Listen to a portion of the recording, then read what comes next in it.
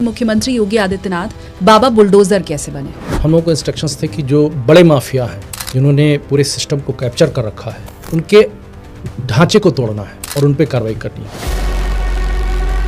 अंधऊ airport है गाजीपुर में जो लगभग 100 एकड़ में बना हुआ है, उसकी 50 बीघे जमीन पर इनके लोगों ने हॉट मिक्स प्लांट लगा रखे थे एयर स्ट्रिप पे, उस पर कब्जा करके उनके हॉट मिक्स प्लांट और वहाँ जो ऑफिस थी उस पर पहली बार बुलडोजर स्टार्ट किया गया।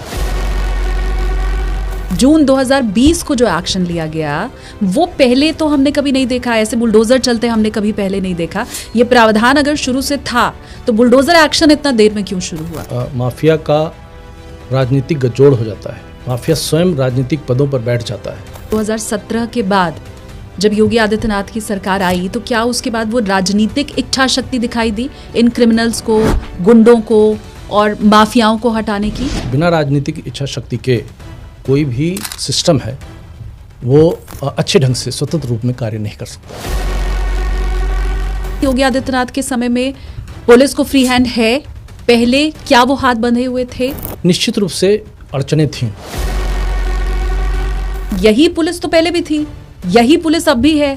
पहले क्रिमिनल्स के मन में क्या डर नहीं था, और अब क्रिमिनल्स खुद आकर के थाने में अगर सरेंडर कर रहे हैं तो वो खौफ अचानक से पुलिस का कैसे आया और वो कैसे लॉ एंड ऑर्डर इतना मेंटेन हो गया? अचानक से तो नहीं आया ना, मैंने आपको 2020 से स्टोरी बतानी शुरू की है।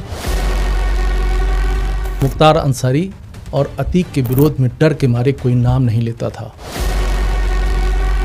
माननीय अफजल अंसारी जी जो माननीय सांसद है, उन्होंने आकर के मुझे बताया भी था कि यहाँ पे तो खून की नदियाँ बह जाती हैं प्रधानी के चुनाव में। एक खरोच लगाने का साहस अगर किसी ने कर लिया तो उसको एहसास करा देंगे कि कानून क्या होता है और पुलिस अधीक्षक की कुर्सी क्या होती है। मुख्तार अंसारी तो जेल में बंद जरूर है, लेकिन उसके काले कारनामे तो चल रहे हैं बाहर। तत्कालीन विधायक कृष्ण राय जी की हत्या हुई थी, तभी ये जेल में थे। हर कार्रवाई जो हम लोग करते थे उसका गूगल ट्रेंड कराची और लाहौर में देखा जाता था कि अतीक अहमद की भी गाड़ी पलटेगी विकास दुबे की तरह। अतीक अहमद के बेटे को अगर एनकाउंटर में मारा गया तो ये पहले ही अंदेशा जताने की कोशिश की जा रही थी कि क्योंकि वो भागा भागा फिर रहा है तो देखना उसका एनकाउंटर ही होगा। तो किसी भी अपराधी का आप अंतिम हश्र देखिए, जब वो लड़ेगा तो बदमाशों से लड़ाई में या तो मारा जाएगा या पुलिस अगर लड़ाई करेगा तो उसकी जवाबी कार्रवाई में मारा जाएगा। हेलो एवरीवन, अपनी कुर्सी की पेटी बांध लीजिए क्योंकि आप देखना शुरू कर चुके हैं टेक ऑफ विद एसकेटी यानी कि मैं शालिनी कपूर तिवारी। आज के पॉडकास्ट में उत्तर प्रदेश का जो माफिया राज था उसकी पूरी कहानी आप तक पहुंचने वाली है। मुख्तार अंसारी, अतीक अहमद कैसे इतने बड़े माफिया बने, कैसे पहले की सरकारों से उनका गठजोड़ था और कैसे 2017 के बाद जब योगी आदित्यनाथ सरकार आई तो इनका खात्मा किया गया। हर कहानी आपको पता चलेगी। यह मालूम चलेगा कि कानून व्यवस्था पहले कितनी चरमराई हुई थी और बाद में कितनी सही हो गई। क्या कम्युनल राइट्स करवाए जाते हैं, प्लान होते हैं? क्या एनकाउंटर प्लान होते हैं? क्या एक खास धर्म के ऊपर जानबूझकर बुलडोजर चलवाया जा रहा है? इन हर बातों के ऊपर हमने चर्चा की है। पॉडकास्ट में आज मेरे मेहमान हैं उत्तर प्रदेश के पूर्व डीआईजी ओपी सिंह सर। तफसील से उन्होंने बताया है कि कैसे 2020 में सबसे पहले उन्हीं का आइडिया था मुख्तार अंसारी के अड्डों पर बुलडोजर चलवाना, और बस उसी के बाद योगी आदित्यनाथ फेमस हो गए बाबा बुलडोजर के नाम से। बुलडोजर एक्शन का उत्तर प्रदेश में क्या खौफ रहा, क्या आतंक रहा, अब कैसे उत्तर प्रदेश का विकास हो रहा है और माफिया राज को जड़ से खत्म करने की हर अनसुनी कहानी आज आप सुनने वाले हैं। तो चलिए मिलकर के आप बोर्डिंग पास दे देते हैं ओपी सिंह सर को। बहुत स्वागत है सर आपका। Thank you. सबसे पहले तो मैं यही समझना चाहती हूँ कि योगी आदित्यनाथ जिनका नाम मुख्यमंत्री बनने के बाद बाबा बुलडोजर पड़ गया जी, और हर किसी ने बहुत तारीफ की, तो पहला सवाल तो यही कि मुख्यमंत्री योगी आदित्यनाथ बाबा बुलडोजर कैसे बने? जी हाँ, ये बात जनवरी 2020 की है। लगभग 2 वर्ष से ज़्यादा हो गए थे गवर्नमेंट के बने, और हम लोग को इंस्ट्रक्शंस थे। मैं एसपी गाजीपुर के रूप में पोस्टेड था, जनवरी में पोस्ट हुआ था। हम लोगों को इंस्ट्रक्शंस थे कि जो बड़े माफिया हैं जिन्होंने पूरे सिस्टम को कैप्चर कर रखा है उन पे उनके ढांचे को तोड़ना है और उन पे कार्रवाई करनी है। चूँकि गाज़ीपुर का, जैसा कि आप जानते हैं, इंटर स्टेट गैंग 191 का जो मुखिया था मुख्तार अंसारी, वो जेल में था। उस पे जो केसेस थे उसकी हम लोग पैरवी कर रहे थे, लेकिन टेरर इतना ज़्यादा था कि जो गवाहान हैं और उसके जो पैरवी करने वाले लोग हैं सभी लोग डरते थे। और हम लोगों को लगा कि अब इनके केसेस में तब तक कार्रवाई नहीं हो सकती है जब तक एक एटमॉस्फेयर ना दिया जाए, जनता के मन में एक मैसेज ना पहुँचे कि माफिया का डर नहीं, डर कानून का माफियाओं के अंदर होना चाहिए। जब तक ये मैसेज ना दिया जाए तब तक मुझे लगता है कि इसमें सफलता नहीं मिलेगी। तो मैंने इसके लिए 2-2.5 महीने का अनुमति मांगी और मुझे अनुमति मिली। फिर हमने इस पे, हम लोगों की टीम ने गाज़ीपुर में अध्ययन किया, तो ये पाया कि चूँकि इनका सोशियो इकोनॉमिक पॉलिटिकल तीनों सिस्टम पे एक अपने क्राइम के माध्यम से इनका अधिकार है, तो उस पर जब तक हिट नहीं किया जाएगा तब तक इन पे कोई कार्रवाई एक्चुअल रूप में नहीं हो पाएगी। मुख्तार अंसारी, जी हाँ, उनके जेल में रहते, बंद होते हुए भी उनके सहयोगी थे, उनके गैंग के लोग थे और उनके नाम पे इतना ज़्यादा उगाही हो रही थी, मुख्तार अंसारी के नाम पे इतनी ज़्यादा उगाही हो रही थी। पर मंथ अगर आप बिजनेस कर रहे हैं उसका एक परसेंटेज उस गैंग के लोगों को नहीं देंगे तो आपका जीना मुश्किल है, आप कोई व्यापार नहीं कर सकते हैं। ऐसा एटमॉस्फेयर था। उस एटमॉस्फेयर को ख़त्म करने के लिए हम लोगों ने जो वर्क किया उसमें ये पाया कि इन्होंने जो अपना आर्थिक ढांचा बनाया है वो कानून को तोड़ करके बनाया है। तो जो इन पे क्रिमिनल केसेस थे उनके अतिरिक्त ऐसी चीज़ें जिस पे इन्होंने अपना आर्थिक साम्राज्य खड़ा किया है, कानूनी प्राविधानों को तोड़ करके उनको प्रकाश मिला करके उन पे अगर कार्रवाई की जाए तो नई कार्रवाई भी हो सकती है और जनता के बीच के जनता के भीतर ये मैसेज जा सकता है कि हाँ, माफिया पे भी कार्रवाई हो सकती है। तो सबसे पहले हमने 20 जून 2020 को अंधऊ एयरपोर्ट है गाज़ीपुर में, जो लगभग 100 एकड़ में बना हुआ है, उसकी 50 बीघे ज़मीन पर इनके लोगों ने हॉट मिक्स प्लांट लगा रखे थे एयर स्ट्रिप पे, उस पर कब्जा करके और उससे अपना बिजनेस चला रखे। तो उनको नियमानुसार डिस्ट्रिक्ट मजिस्ट्रेट द्वारा नोटिस दिला करके और उस पे उनके हॉट मिक्स प्लांट और वहाँ जो ऑफिस थी उस पे पहली बार बुलडोजर स्टार्ट किया गया कि इसको ध्वस्त किया जाए। 20 जून 2020 को कि स्टार्ट किया गया और वहीं से उसका जो इम्पैक्ट आया, जनता के बीच में जो संदेश आया, उससे ये लगा कि इस प्रकार की कार्रवाई से ही माफियाओं का जो ढांचा है, मजबूत ढांचा है, उसको तोड़ा जा सकता है और जनता के बीच में ये संदेश दिया जा सकता है कि हाँ, कानून सबसे ऊपर है, न कि माफिया। कानून का राज्य अगर स्थापित करना है तो माफिया से डरने की कोई ज़रूरत नहीं है। तो ये जब आपकी तरफ से प्रपोजल दिया गया होगा कि बुलडोज़र चलवाया जा सकता है या ये एक्शन किया जा सकता है, इससे ही मुख्तार अंसारी का जो साम्राज्य है वो टूटेगा, तो किसी तरह की कोई अड़चन आई हो, ये कहा गया हो कि वाई बुलडोज़र के अलावा कुछ और विकल्प हो, कुछ ऐसा था? बहुत कानूनी अड़चनें आई थी जिसपे हम लोगों ने तत्कालीन डिस्ट्रिक्ट मजिस्ट्रेट ने उसको पूरी तरीके से कानूनी परव्यू में, जो समय होता है, समय सीमा होती है, इसीलिए थोड़ा समय लगता है, समय सीमा के अंतर्गत नोटिस दे करके उसके बाद भी अगर कोई कार्रवाई नहीं होती है तो जो कानूनी प्राविधान हैं उन प्राविधानों के तहत ही बुलडोजर की कार्रवाई की गई है। कोई ऐसा नया एक्शन नहीं किया गया था। ये प्रोविज़न है कि अगर कोई सार्वजनिक संपत्ति पे, सरकारी संपत्ति पे अगर किसी ने अवैध रूप से कब्जा कर रखा है और उससे अपना आर्थिक लाभ ले रहा है तो उसको एक नोटिस दी जाए, उसको एक प्रॉपर तरीके से सूचित किया जाए। अगर उस पर भी नहीं माने तो गवर्नमेंट को पूरा अधिकार है कि उसको ध्वस्त किया जा सकता है। पर ये प्रोविजन तो सर शुरू से ही रहा होगा ना। 20 जून 2020 को जो एक्शन लिया गया वो पहले तो हमने कभी नहीं देखा, ऐसे बुलडोजर चलते हमने कभी पहले नहीं देखा। ये प्रावधान अगर शुरू से था तो बुलडोजर एक्शन इतना देर में क्यों शुरू हुआ? तो यही तो कमिटमेंट की कमी होती है। जब माफिया का राजनीतिक गठजोड़ हो जाता है, माफिया स्वयं राजनीतिक पदों पर बैठ जाता है, जनता में इस तरीके का भय व्याप्त हो जाता है कि उसको वोट भी दे देती है और वो जीत करके पॉलिटिकल सिस्टम में घुस जाता है, तो फिर ये सब चीज़ें पीछे चली जाती हैं। तो ब्यूरोक्रेट्स भी ठीक ढंग से काम नहीं कर पाते हैं, और अस्थिरता की दशा में राजनीतिक दलों का भी संरक्षण उन्हें प्राप्त हो जाता है।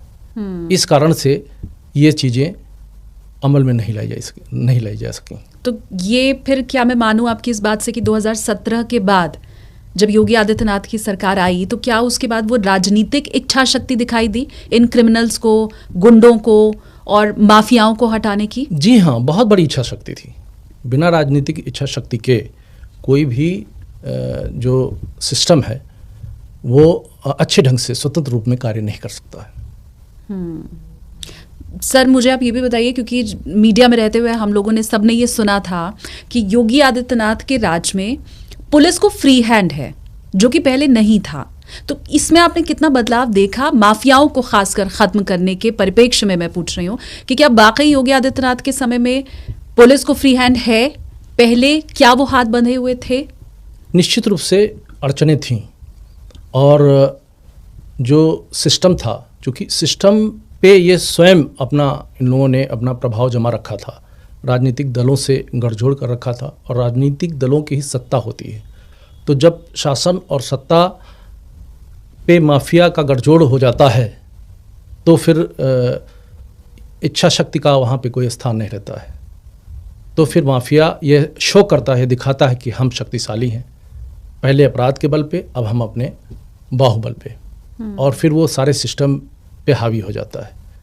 जनता में भी यही संदेश चला जाता है, और मोर और लेस फिर कानून के इम्प्लीमेंटेशन में भी इसी प्रकार की अड़चन बनी रहती है।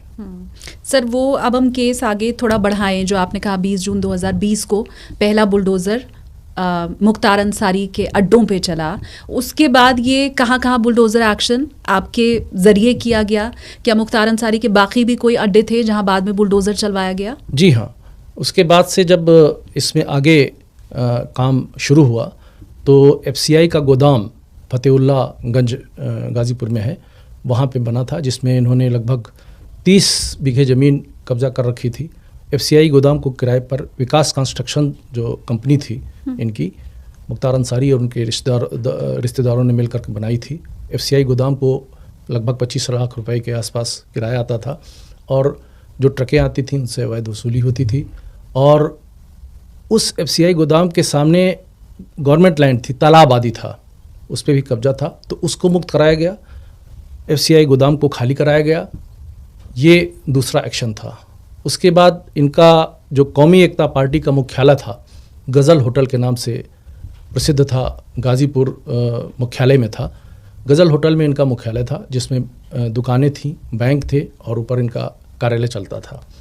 उसकी जो अनियमितता थी उसकी जांच तत्कालीन डिस्ट्रिक्ट मजिस्ट्रेट ने की, और उसके ध्वस्तीकरण का आदेश दिया, उस पर कार्रवाई हुई। उसके बाद एक महन गांव है, थाना करीमुद्दीन के अंतर्गत आता है, वहाँ जो बिहार से आने वाली मघई नदी थी, मघई नदी के ऊपर अपने पैसे से इनके लोगों ने, एक नन्हे खां नाम का व्यक्ति था जिसने उस पर पुल बना रखा था, और पुल का उद्देश्य दिखाने के लिए था कि इस पे जनता के लोग चलेंगे, लेकिन मेन उद्देश्य था कि जब उस पर पानी आएगा तो उसके पानी को रोक करके उसकी जो मछली होगी उन मछलियों को लेकर के उनका व्यापार किया जाएगा। तो उस पुल को गिराया गया, उस पुल का ध्वस्तीकरण हुआ। इसके अलावा इनके और सहयोगी थे जिन्होंने एक NGT के नाम्स के अगेंस्ट एक बड़ा हॉस्पिटल गंगा के किनारे बना रखा था, जहाँ पे एक बजरा हुआ करता था, जिस पे बैठ करके इनके लोग वहाँ का संचालन करते थे। और ऐसा भी सुनने में आया कि जो शूटर्स वगैरह आते थे, जिनको गोलियां लगती थीं या जो घायल होते थे लोग, उनका भी इलाज वहाँ पे होता था। उसकी जांच कराई गई। उसकी जांच कराने के बाद तत्कालीन डिस्ट्रिक्ट मजिस्ट्रेट ने इसके ध्वस्तीकरण का भी निर्णय लिया, और उसका भी बुलडोजर के द्वारा ध्वस्तीकरण वहाँ पे कराया गया। इसके अलावा सितंबर माह में इनके जो फाइनेंसर्स थे, उन्होंने करते क्या थे कि जैसे एक छोटा सा टुकड़ा खुद खरीद लिया, उसके पीछे 50 बीघे की गवर्नमेंट लैंड है, तो उसके आगे एक प्राइवेट टुकड़ा खरीद करके पीछे की लैंड पे कब्जा कर लिया। तो इस तरह के सारे केसेस, जब जनता के बीच यह विश्वास जगा कि अब माफियाओं के विरुद्ध भी कार्रवाई संभव है, तो ऐसे लोगों के केसेस की बाढ़ आ गई।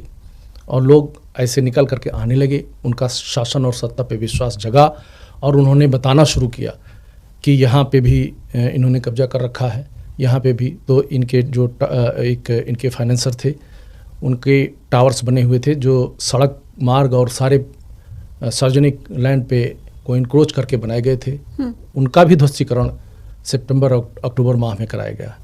इसके अलावा इनका एक अंसारी कंस्ट्रक्शन कंपनी के नाम से एक गांव में हाईवे के पास ज़मीन थी, जिसको 2010 में गैंगस्टर एक्ट के तहत कुर्क कर ली गई थी। जब किसी एक्ट के कानूनी एक्ट के तहत ज़मीन कुर्क की जाती है तो उसका कस्टोडियन गवर्नमेंट का अधिकारी हो जाता है। अच्छा। उस पे इन्होंने गैर कानूनी तरीके से पुनः कब्जा कर लिया था। पहले कब्जा किया था, जमीन कुर्क कर ली गई, कुर्क करने के बाद भी कब्जा कर कुर्क लिया। करने के बाद उस पूरी ज़मीन पे फिर से कब्जा कर लिया और गवर्नमेंट के जो बोर्ड थे, गवर्नमेंट का जो इंफ्रास्ट्रक्चर था, उसको वहाँ से हटा दिया था। फिर उस पे उसको फिर उस पे मुकदमे लिखे गए, उस पे कार्रवाई हुई, जिसमें इनकी जो मुख्तार अंसारी की वाइफ थी अफसान अंसारी, वो नामजद हुई और इनके जो सहयोगी थे वो नामजद हुए और उन पे गैंगस्टर एक्ट की तहत कार्रवाई की गई और उसको पुनः कब्जे में लिया गया। ये पूरी जो आप बात बता रहे हैं सर, क्योंकि आई एम श्योर मेरे व्यूवर्स भी मुझे बताएंगे, कमेंट करके आप बताइए कि हम हमेशा ये सुनते रहे हैं कि गैंगस्टर तो जेल में बैठा हुआ है लेकिन वहां से बैठे बैठे वो सारा काम कर रहा है, वो है तो कानून की गिरफ्त में, लेकिन हमने हमेशा ये सुना है कि उसके गुर्गे बाहर एक्टिव भी हैं, उसका खौफ भी बाहर है।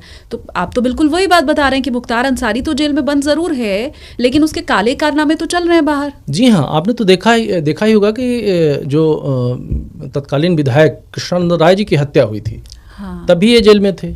हाँ। और उनकी हत्या हुई और ये वॉच किया गया कि किस दिन उनको बुलेट प्रूफ गाड़ी दी गई थी। और जनपद गाजीपुर में एक भांवरकोल थाना है, तो एक स्कूल के फंक्शन में उस दिन वो इतना इनका सिस्टम पे कब्जा था कि उस दिन वो किस दिन ये देखा वॉच किया इनके लोगों ने, जिसमें इनका एक शूटर था मुन्ना बजरंगी जिसका नाम था, जिसके ऑडियो भी काफ़ी वायरल हुए थे मुख्तार अंसारी और उनके बीच वार्ता का। तो इन लोगों ने वॉच किया, तो उस दिन इनकी जो बुलेट प्रूफ गाड़ी थी वो गाड़ी थोड़ा ख़राब हुई थी, गाड़ी चेंज की, उसी दिन इनका मर्डर किया गया और 300 से अधिक गोलियां इन पे दागी गई थी। 6 लोग मारे गए थे मौके पे, 2-3 घंटे तक फायरिंग हुई थी, पूरे क्षेत्र में सन्नाटा, डेड बॉडीज पड़ी हुई थी और पूरे दिन तक किसी की हिम्मत नहीं थी कि वहाँ पहुँच जाए। धीरे धीरे बाद में 4-5 घंटे बाद में जब पुलिस को सूचना हुई तब वहाँ जा कर के वहाँ से डेड बॉडी उठा करके आगे की कार्रवाई शुरू की गई। वही उन्हीं को मारने के लिए एक हमारे कलीग थे जिन्होंने जो शैलेंद्र सिंह, जिन्होंने डीएसपी के पद से इस्तीफा दे दिया था, उन्होंने वो चूँकि उनकी बुलेट प्रूफ गाड़ी थी उसको मारने के लिए अलग से उसकी जो है आई थी राइफ़ल, तो उस राइफ़ल को उन्होंने रिकवर किया था। बाद में उनको ऐसी परिस्थितियां थीं जो आप गठजोड़ की बात कर रही हैं, तो इनका पॉलिटिकल सिस्टम से इतना अच्छा प्रेशर रहता है कि उनको रिज़ाइन करना पड़ा था। वो छोड़ करके अपनी सेवा, बेचारे काफ़ी परेशान हुए अपने जीवन में, क्योंकि हमारे साथ वो पढ़े भी थे, हमारे क्लास फेलो भी रहे हैं और हमसे एक बार जूनियर में उनका सिलेक्शन हुआ था। और तो ये सारी चीज़ें हम लोगों के दिमाग में थी कि ये छोटा मोटा इम्पैक्ट नहीं है। हर कार्रवाई जो हम लोग करते थे उसका गूगल ट्रेंड कराची और लाहौर में देखा जाता था और हम लोगों के सरकारी मोबाइल पे उस पर धमकियां भी आती थी वहाँ से। तो इस तरीके का कोई इंसिडेंट बताइए ना सर कि आपने यहाँ पे कोई एक्शन लिया हो। ये जो आपको बताया हमने, जो हाँ। गज़ल होटल, FCI गोदाम, अंधाऊ एयरपोर्ट, माहैन में पुल का गिराया जाना, हर एक्शन पे इस तरह के चीज़ें सामने आती थी। पुलिस भी या जो हमारा सरकारी तंत्र है वो भी इसीलिए पहले वर्क नहीं कर पाता था, इसीलिए पहले साहस जुटाने में थोड़ा सा उसको दिक्कत होती थी। लेकिन धीरे धीरे जनता में भी साहस आया, जनता में भी मैसेज बढ़ा और सारे जो इनका आर्थिक ढांचा था वो हम लोग तोड़ने में कामयाब हुए। आपको एनकाउंटर स्पेशलिस्ट भी कहा जाता है सर। मैं ये आपसे समझना चाहती हूँ कि हमने बाद में जितने एनकाउंटर देखे योगी आदित्यनाथ के टाइम में, तो उस समय एनकाउंटर को बिल्कुल त्वरित न्याय के तौर पर देखा जाने लगा। लोगों ने बहुत इसका सम्मान भी किया, इससे लोगों का उत्साह भी बढ़ता था। ये अलग बात है, ये कानून के नज़रिए में ठीक है नहीं है, सुप्रीम कोर्ट क्या कह रहा है, विपक्ष क्या कह रहा है, वो सब एक अलग बात है। तो मैं एनकाउंटर को लेकर आपसे थोड़ा समझना चाहती हूँ कि एक खास वर्ग की तरफ से ये कहा गया कि एनकाउंटर तो एक विशेष धर्म के लोगों का ही किया जा रहा है। आपने खुद वो खबरें सुनी होंगी। तो क्या ये संभव रहता है कि एक खास धर्म के लोगों का एनकाउंटर हो, एक खास धर्म के लोगों के घर पर बुलडोजर चले, जानबूझकर उस धर्म के लोगों को निशाना बनाया जाए? क्या ये होता है क्या? नहीं, देखिए, अपराधी का न कोई जाति होती है न कोई धर्म होता है। चाहे मुख्तार अंसारी का गैंग हो, इनके जो सहयोगी हों, इसको ले लीजिए, चाहे अतीक जो माफिया था उसका गैंग हो, उसके जो सहयोगी थे उसको ले लीजिए।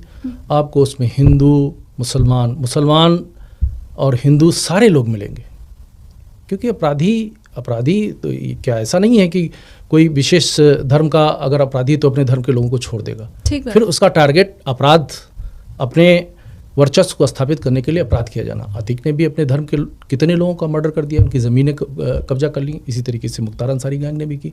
इनके गैंग में लोकल जितने थे ज़्यादातर हिंदू ही थे, ज़्यादातर इनके सहयोगी हिंदू थे, बहुत कम उसमें शूटर्स मुस्लिम थे। तो ये चीज़, ये धारणा गलत है कि अपराध का ना तो कोई जाति होती है ना कोई धर्म होता है। कोई भी इसमें इन्वॉल्व रहता है, इनका कोई जाति धर्म नहीं होता है। दूसरी चीज़, इनकाउंटर को लेकर के जो लोगों के अंदर गलतफहमी है, इनकाउंटर किया नहीं जाता है, इनकाउंटर तो होता है। इनकाउंटर कैसे किया जाएगा? प्लानिंग के साथ कैसे होगा? सही बात है, प्लानिंग के साथ तो होता नहीं है। हम किसी ऑपरेशन में लगे हैं, किसी अपराधी का पीछा कर रहे हैं, तो उसमें अपराधी अगर फायर करेगा तो जवाबी फायर पुलिस करेगी। उस जवाबी फायर में पुलिस के लोग भी मारे जाते हैं और अपराधी भी मारे जाते हैं। इसी को इनकाउंटर कहते हैं, इसी को मुठभेड़ कहते हैं। तो इनकाउंटर ना कोई स्पेशलिस्ट होता है, केवल ऐसे स्पेशलिस्ट की संज्ञा उन लोगों को दी जाती है कि जो ऑपरेशंस में ज़्यादा रहते हैं। जैसे डॉक्टर किसी एक मर्ज का स्पेशलिस्ट हो जाता है तो उसके पास उसी मर्ज के स्पेशलिस्ट जाते हैं, उसी मर्ज के रोगी जाते हैं। तो उसी तरीके से पुलिस में भी होता है कि एक क्षेत्र में जिसका कार्य यानी ऑपरेशंस में अगर कोई दक्ष है तो फिर ऑपरेशंस में ही उनको जो हमारा सिस्टम है वो लगाए रखता है। तो फिर नेचुरली जब एक दिशा में जो काम करेंगे तो वो इसके स्पेशलिस्ट हो जाते हैं, ऑपरेशंस में काम करते हैं। लेकिन इनकाउंटर ये निश्चित रूप से आप मान के चलिए, इनकाउंटर ना प्लान्ड होता है और ना उसको किया जाता है। इनकाउंटर तो सडन एक घटना है, पुलिस अपने डिफेंस में, बचाव में गोली चलाती है। जब उस पर आक्रमण होता है तो उसमें पुलिस के भी लोग मारे जाते हैं और अपोजिट जो क्रिमिनल होता है वो भी मारे जाते हैं। अब आप मुझे बताइए कि अगर हम ऑपरेशन कर रहे हैं तो मुझे क्या पता है कि उसमें हमारे अपोजिशन में कौन किस कास्ट का है, कौन किस धर्म का है। ठीक बात है। ना उनको तो एक बार पता भी रहता है कि ये अपराधी हैं, ये अधिकारी हैं, तो ये हो सकते हैं हमारे नाम जान सकते हैं। लेकिन हमको तो एक बदमाश का नाम पता होता है, लेकिन तब तक आइडेंटिफिकेशन भी नहीं हो पाता है जब तक हमारी गोलियां चलती हैं। क्योंकि अतीक अहमद के समय में सर, मैंने जितनी भी ग्राउंड रिपोर्टिंग की उस समय ये पहले से ही अंदेशा जताने की कोशिश की जा रही थी कि अतीक अहमद की भी गाड़ी पलटेगी विकास दुबे की तरह। अतीक अहमद के बेटे को अगर एनकाउंटर में मारा गया तो ये पहले ही अंदेशा जताने की कोशिश की जा रही थी कि क्योंकि वो भागा भागा फिर रहा है तो देखना उसका एनकाउंटर ही होगा। ये जो नैरेटिव सेट करने की पहले ही से कोशिश कर दी जाती है। देखिए, जो अपराधी है, अपराध जगत में कदम रखता है, तो किसी भी अपराधी का आप अंतिम हश्र देखिए, या तो उसको जब वो लड़ेगा तो बदमाशों से लड़ाई में या तो मारा जाएगा, या पुलिस अगर लड़ाई करेगा तो उसकी जवाबी कार्रवाई में मारा जाएगा। ठीक है। उसमें दूसरा परिणाम कहाँ से इसमें प्रेडिक्ट करने की गुंजाइश कहाँ है? अगर कोई अपराधी काम कर रहा है और सरेआम जनता पे गोली चला रहा है, कभी कभी जनता के लोग भी इतने स्ट्रांग होते हैं कि वो जवाबी गोली चला देते हैं, या क्रिमिनल्स की आपस में जो गैंग वार होता है वो भी होता है, तो वो उसमें भी यही होता है। एक गैंग दूसरे पे गोली चलाता है, कभी इस गैंग के लोग मारे जाते हैं, कभी उस गैंग के लोग मारे जाते हैं। इसी तरीके से पुलिस अपराध पर नियंत्रण के लिए बदमाशों का पीछा करती है।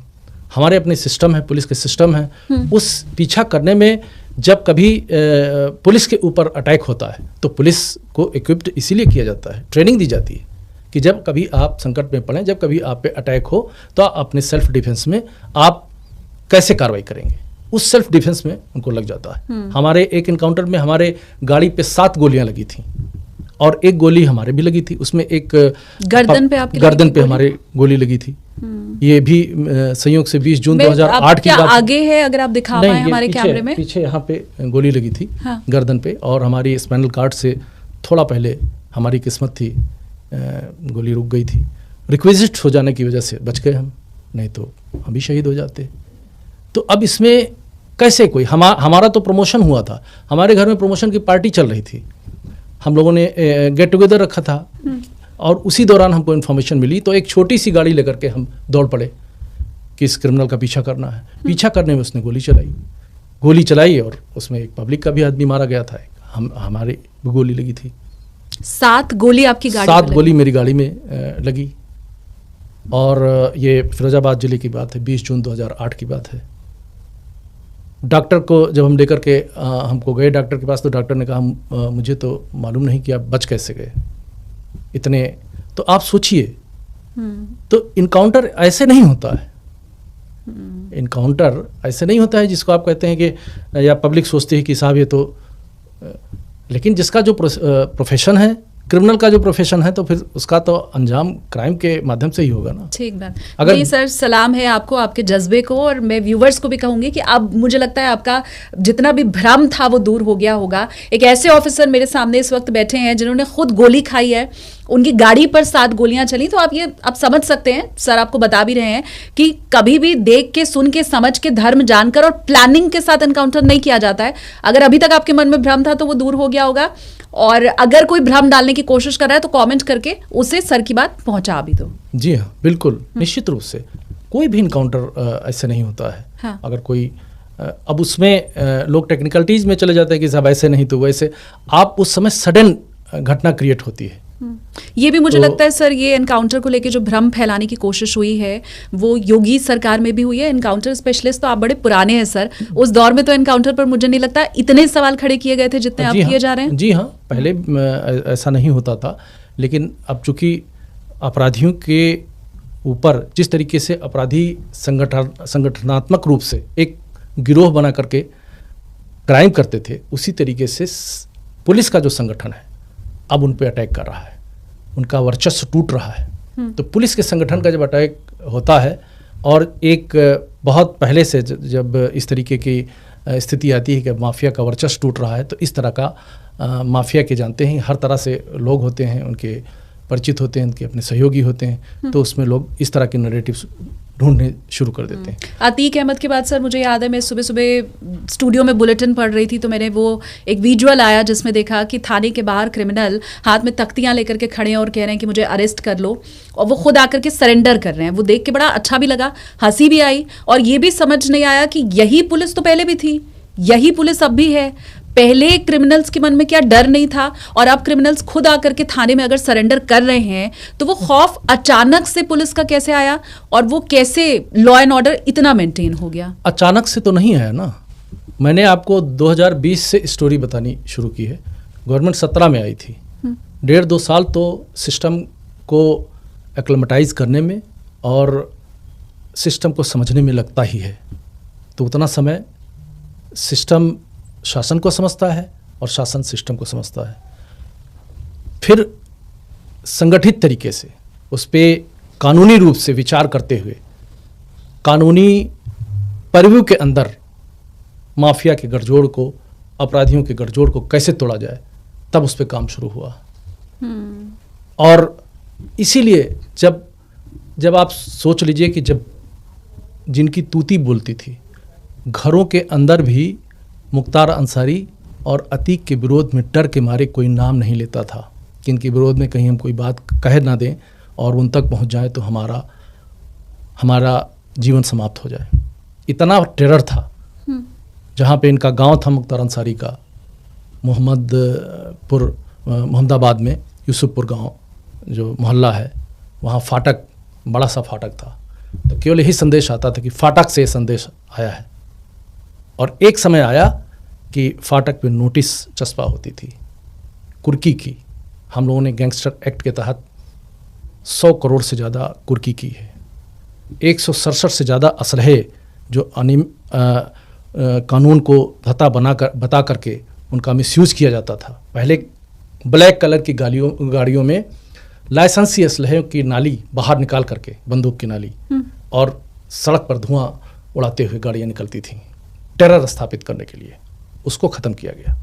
167 असलहों का लाइसेंस निरस्त करा करके उनको जमा कराया गया। एक लाइसेंस पे मुख्तार अंसारी के जो लोग थे, स्वयं मुख्तार अंसारी के लाइसेंस पे कई बार असलहे खरीदे बेचे गए। और जो असलहे खरीदे गए बेचे गए, उनकी जब जांच की गई तो जिन दुकानों से खरीदा जाना इन्होंने बताया था, वो दुकानें भी एग्जिस्टेंस में नहीं पाई गई। अरुणाचल प्रदेश की, जम्मू एंड कश्मीर की, फिरोजाबाद की, लखनऊ की वो दुकानें बंद पाई गई। और स्पेसिफिक रूप से गवर्नमेंट लाइसेंस इशू करती है राइफल का, पिस्टल का, उसका बोर आइडेंटिफाइड रहता है, उसका रजिस्ट्रेशन होता है, उसका आइडेंटिटी नंबर होता है और स्पेसिफिक रहता है, उसमें सारे नॉर्म्स लिखे रहते हैं। लेकिन एक लाइसेंस पे कई बार असलहों का खरीदा जाना, बेचा जाना। एक इनके सहयोगी थे जिन्होंने 2014 से और 2020 तक अपने लाइसेंस का रिन्यूअल ही नहीं कराया था। अच्छा। वेबले स्कॉट रिवॉल्वर थी, उसको रिकवर किया गया। एक कृष्णानंद राय जो विधायक की हत्या हुई थी, उनके इनाम के रूप में एक बोलेरो गाड़ी इनके एक व्यक्ति को दी गई थी। वो बोलेरो गाड़ी 2007 में खरीदी गई थी और 2020 तक उसका रजिस्ट्रेशन ही नहीं कराया गया था। वो करीमुद्दीन थाने में आज भी वो गाड़ी हम लोगों ने रिकवर करके उसको केस रजिस्टर कराया था और उसको बंद कराया था। अब ऐसी गाड़ियां बिना रजिस्ट्रेशन की टेरर फैलाने के उद्देश्य से जब चल रही हैं तो जनता के बीच में भय ही तो व्याप्त होगा। वो सोचेगी कि अरे कानून का तो कोई मतलब नहीं। लेकिन कानून का मतलब तब समझ में आया जब इस तरह की कार्रवाइयाँ शुरू हुई और सीधे जो सरगना थे, केवल गुर्गों पे कार्रवाई करने से मैसेज नहीं जाता है। जब सरगना के ढांचे पे अटैक करेंगे, आर्थिक ढांचा हो, चाहे सामाजिक ढांचा हो, चाहे पॉलिटिकल ढांचा हो, इनको सजा कराई गई तो इनके 7 साल से ऊपर की सजा हुई तो विधायकी भी जाने का खतरा बना। और तो तब एक संदेश जाता है, तब जनता के मन में, सिस्टम में, सब जगह एक विश्वास जागृत होता है। वो विश्वास जागृत हुआ।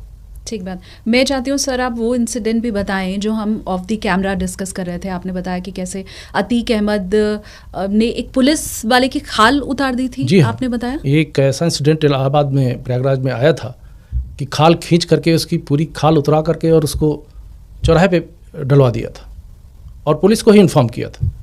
अब टेरर का इससे बड़ा एग्जाम्पल आपको कहीं नहीं मिल सकता है। ये कब की बात है सर? और ये अतीक अहमद की किसी 90s की बात होगी। हाँ। अब एग्जैक्टली मुझे याद नहीं है। हाँ। उसी 90s या 80s के बीच की बात है जब इनका पूरा जलजला था। आप देखिए कितनी कितनी ज़मीनें गरीबों की, जिनको अब मुक्त करा करके शासन ने उस पर फ्लैट बनवा करके महाराज जी ने गरीबों में वितरित किया, उनको दिया, प्रदत्त किया। वो सब ज़मीनें हड़प ली गई थी, कब्जा कर ली गई थी। खाली वही कुछ काम तो ऐसे किए जाते थे जो मैसेज देने के उद्देश्य से किया माफिया करता है, ताकि जनता में भय व्याप्त हो। ये जो चाहे वो पुलिस वालों की हत्या हो, चाहे वो पब्लिक की हत्या हो, सरे शाम जब चौराहे पे मर्डर होता है और कोई कार्रवाई नहीं होती है तो उससे जनता का विश्वास जो है वो डूब जाता है और जनता के साथ साथ जो मशीनरी होती है उसका भी आत्मविश्वास खत्म हो जाता है। ठीक बात। क्योंकि वो कार्रवाई करेगी तो उसको या तो इस्तीफा देना पड़ेगा या भुगतना पड़ेगा। तो जो सिस्टम और माफिया का गठजोड़ था वो टूटा है और उस टूटने की वजह से परिणाम आपके सामने है।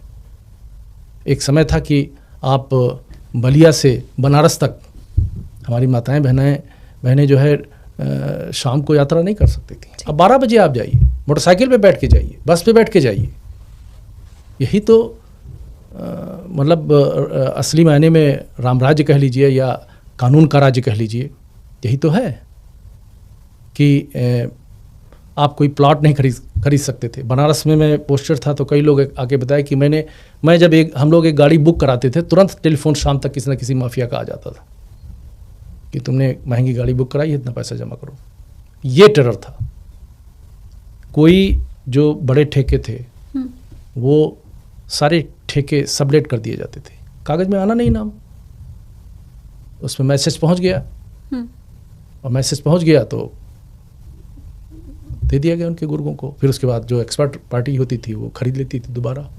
नाम जिसके जो काम करती थी उस कंपनी का रहता था, लेकिन उसके बीच में जो खेल होता था तो यही तो माफिया का खेल होता है। तो हर सिस्टम में जब प्रधानी का इलेक्शंस आए तो उस समय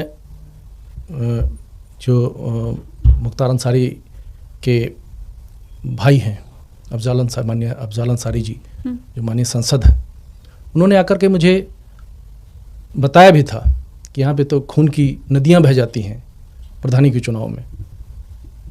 तो मैंने डाटा निकलवाया था, तो प्री इलेक्शन, पोल डे और आफ्टर इलेक्शन तीनों का डाटा मिलाया तो निश्चित रूप से 27-28 मर्डर मुझे तीनों फेजेज में मिले पिछले इलेक्शंस में। लेकिन मैंने उनसे कह दिया था कि मैं आपसे आज एज ए पुलिस अफसर वादा करता हूं कि 1 खरोच अगर किसी ने इस इलेक्शन में किसी व्यक्ति को लगा दी तो मुझसे आकर के आप मिलिएगा। 1 खरोच लगाने का साहस अगर किसी ने कर लिया तो उसको एहसास करा देंगे कि कानून क्या होता है और पुलिस अधीक्षक की कुर्सी क्या होती है। ये मैंने बताया था और वही हुआ भी। बड़े ही शांतिपूर्ण तरीके से इलेक्शंस हुए और जनता के लोगों के टेलीफोन्स आते थे कि साहब हम पहली बार विजयी हुए हैं, हमें पहली बार कोई धमकी नहीं मिली है, हम आराम से इलेक्शन जीत गए, हमको कुछ करना नहीं पड़ा। तो यही तो एटमॉस्फेयर होता है। इसी को तो कहते हैं माफिया के गठजोड़ को टूटना। यही चीज़ प्रयागराज में हुई। अतीक का जो टेरर था वो ख़त्म हुआ। अभी भी देखिए बीच बीच में जो आपको सूचनाएं मिलती हैं कि उनके लोग कोशिश करते हैं, वो माहौल बनाने की कोशिश करते हैं। तो इसलिए जो है कानून का राज्य सही मायने में अब चल रहा है, इसको आप अच्छी तरीके से जान सकते हैं। तो ये जो बीच बीच में कोशिश अभी भी की जा रही है मुख्तार अंसारी के गुर्गों के द्वारा या बाकी किसी के, वो क्या कामयाब हो पाएंगे? नहीं, अब तो सवाल ही नहीं पैदा होता है।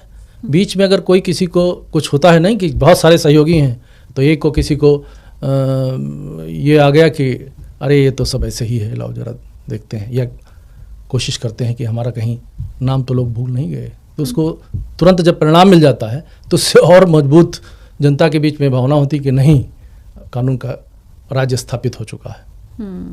आपका खुद मिलना हुआ योगी आदित्यनाथ जी से, या उन्होंने खुद आपको कभी प्रेज किया हो कि भाई वाह क्या शानदार काम किया? नहीं, हम लोग तो मिलते ही रहते हैं। एज ए पुलिस अधीक्षक भी मिले और हम लोगों की मीटिंग्स भी होती हैं। तो महाराज जी से तो कई बार मिलना हुआ। पीठ थपथपाई हो उन्होंने कभी? ये तो होता ही, मुझे तो कोई ऐसा पुरस्कार नहीं है जो न मिले हों। मिले ड्यूटी के दौरान जब हमने अपने कर्तव्य का निर्वहन किया तो उसमें हमको जो प्रशस्ति पत्र गवर्नमेंट ने प्रेसिडेंट मेडल भी मिला, और डीजी का जो कमेंडेशन डिस्क होती है, gold disc, silver disc, platinum disc, सारी डिस्क मिल चुकी हैं और यही अप्रिशिएशन होता है।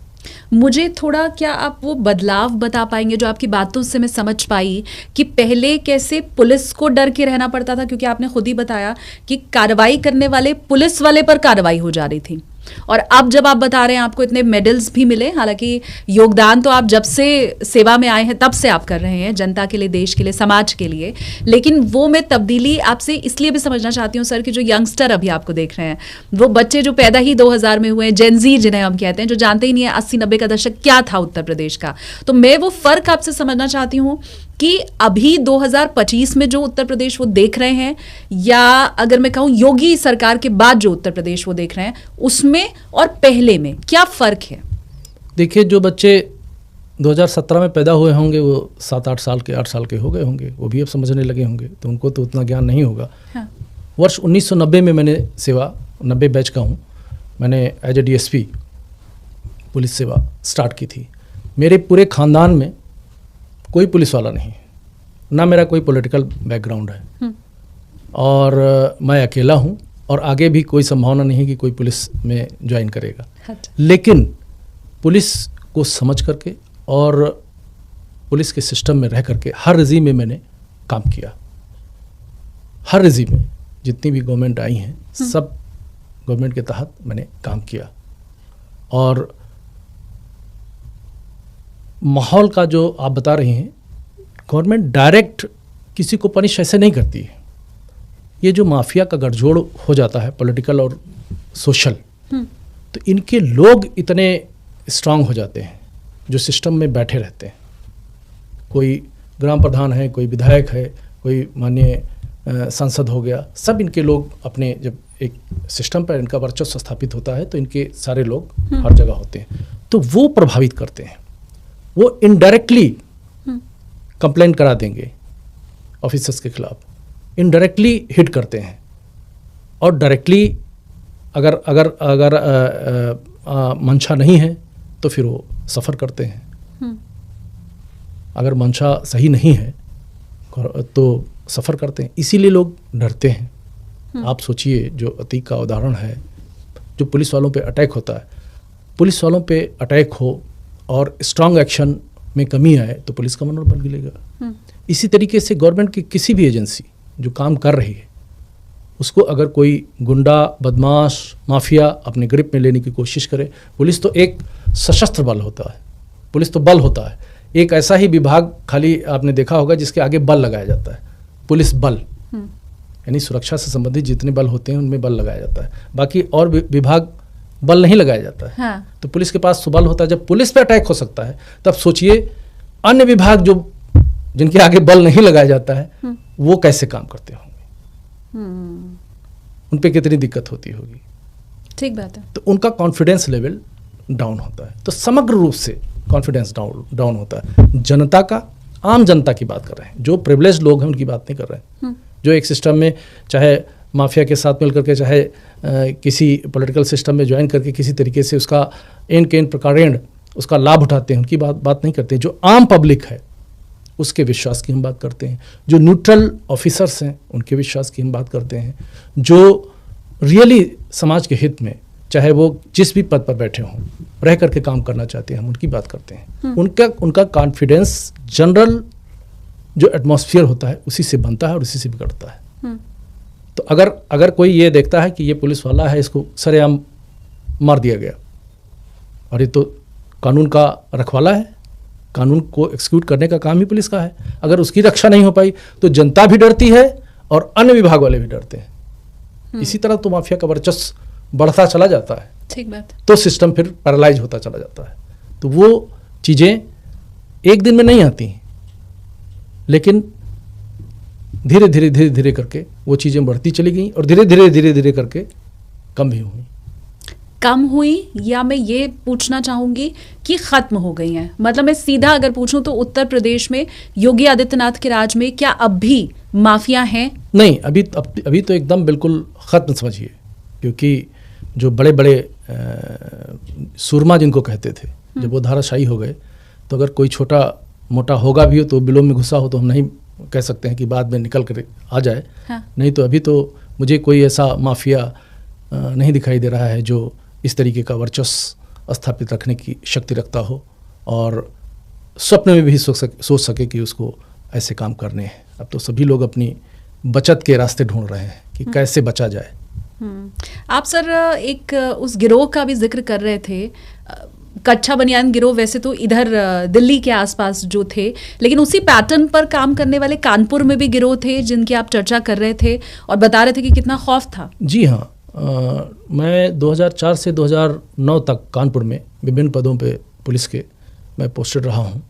तो उस दौरान एक जो ट्राइबल क्रिमिनल्स होते हैं उनमें एक बावरिया गैंग होता है। तो बावरिया गैंग का बड़ा प्रकोप था।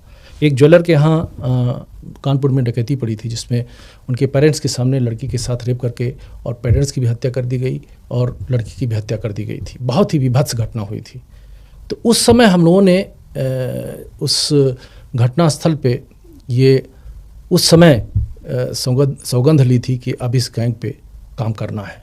ये तो इससे ज़्यादा विभत्स नहीं हो सकता है। और हम लोगों ने पूरे गैंग का पीछा किया, सफाया किया। लगभग 18-19 बावरिया गैंग के लोग मारे गए। और वही चाहे जो रजीम हो, लेकिन उस समय भी जनता ये कहती थी कि अब ये अपराधी अगर कानपुर की तरफ से आते हैं तो रास्ता बदल देते हैं। और घटनाएं रुक गई थी। बहुत बड़ी कार्रवाई बावरिया गैंग पे हुई थी। मैं अगर ये समझना चाहूँ सर कि ये राजनीतिक इच्छा शक्ति अगर उत्तर प्रदेश में पहले होती तो क्या अतीक अहमद पैदा ही नहीं होते? क्या मुख्तार अंसारी सामने ही नहीं आ पाता या इतना बड़ा शख्स बन ही नहीं पाता? क्या राजनीतिक इच्छा शक्ति के ही चलते अतीक अहमद और मुख्तार अंसारी बना? निश्चित रूप से कहीं ना कहीं कमी रही है। अगर कमी ना होती तो कानून को धता बता करके इतना बड़ा साम्राज्य स्थापित करने में कोई सफल ना होता।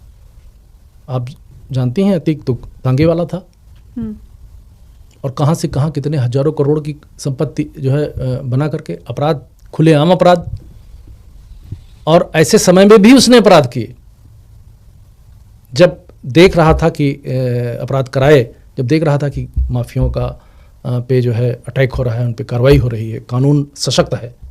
लेकिन तब भी तो सोच लीजिए, तो इतना बड़ा कॉन्फिडेंस एक दिन में तो नहीं होता ना। और पॉलिटिकल विल में कमी से ही तो ये लोग पनपते हैं। सिस्टम में घुसे कैसे? सिस्टम को में घुसे ही नहीं, उसको कैप्चर कर लिया। जहाँ इनका वर्चस्व रहा वहाँ इसीलिए आज भी इलेक्शन लड़ करके जीत लेते हैं। अब आम आदमी को तो डर रहता है ना कि अपराध से कैसे लड़ेगा कोई। अपराध से तो स्टेट ही लड़ता है ना। ठीक है। अब स्टेट नहीं लड़ेगा तो फिर जनता तो सरेंडर कर देगी। तो स्टेट का कॉन्सेप्ट ही यही है ना, जनता का वेलफेयर, जनता का कल्याण। और जनता का कल्याण आप इन्हीं के द्वारा कर सकते हैं। यानी समाज की संरचना में जो लोग बाधक हैं उन पे कानून के प्रयोग में आकर के कानूनी कार्रवाई करना। कानून तो वही है ना, सजा वही है। कोई नया कानून तो ऐसा बनाया नहीं गया है कि अब इस कानून को लागू कर दिया गया तो माफिया का खात्मा हो गया। विल पावर और कानून का स्ट्रांग इम्प्लीमेंटेशन ने ये दिखा दिया कि नहीं, ये भी हो सकता। कोई स्वप्न में भी नहीं सोच सकता था कि जो गठजोड़ खड़ा हो गया था वो कभी खत्म होगा। कोई नहीं सोच सकता था। ऐसी परिस्थितियां बनती चली जाती हैं। राजनीतिक दलों को भी तात्कालिक फायदे की ज़रूरत रहती होगी, तो इसलिए ऐसे लोगों को इग्नोर करते थे। कानून में इग्नोरेंस ही तो इनको आगे बढ़ने का रास्ता है। अब आप देख लीजिए कि इनके मुकदमों का क्या हश्र होता है।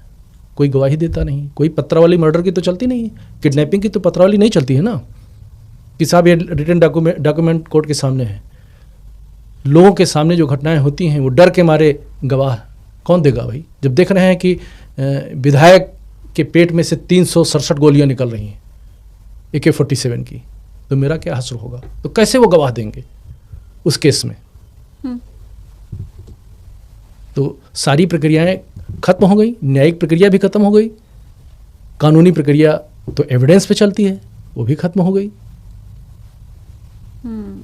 जो लोग अपराधियों पर कार्रवाई पे प्रश्न उठाते हैं, ईश्वर न करे जब कभी उनके साथ आपराधिक घटना होती है तब बड़ी बड़ी बातें करते हैं कि इसको नस्तनाबूद कर देना चाहिए, बदमाश को, इसको खत्म नहीं कर दिया।